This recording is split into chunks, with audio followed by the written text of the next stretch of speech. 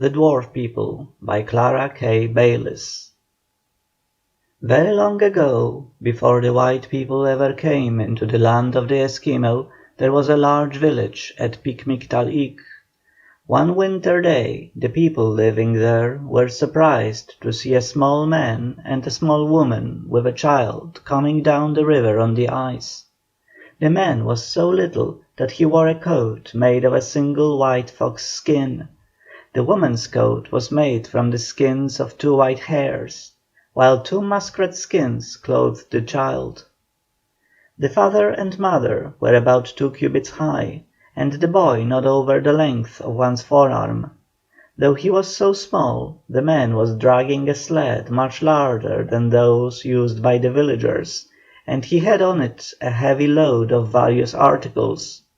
He seemed surprisingly strong, and when they came to the shore below the village, he easily drew the sled up the steep bank, and taking it by the rear end, raised it on the sled frame, a feat which would have required the strength of several of the villagers.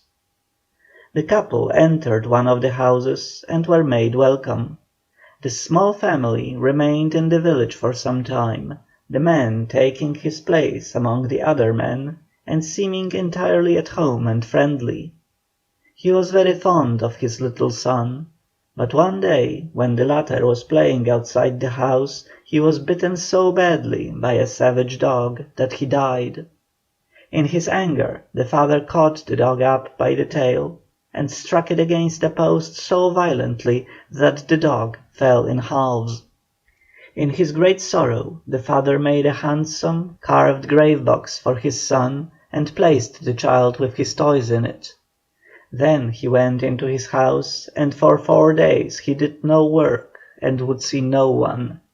At the end of that time he took his sled, and with his wife returned up the river on their old trail, while the villagers sorrowfully watched them go, for they had come to like the pair very much.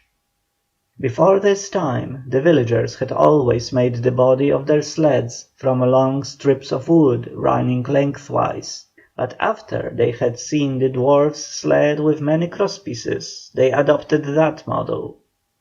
Before this time, too, they had always cast their dead out on the tundra to be devoured by the dogs and wild beasts, but after they had seen the dwarf people bury their son in a grave box with toys placed about him, they buried their dead in that way, and observed 4 days of mourning, as had been done by the dwarf, for they liked him and his gentle manners.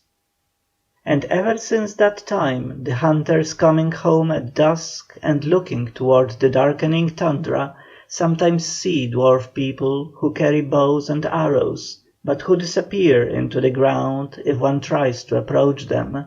They are harmless people, never attempting to do anyone an injury. No one has ever spoken to these dwarfs since the time they left the village, but deer hunters have often seen their tracks near the foot of the mountains.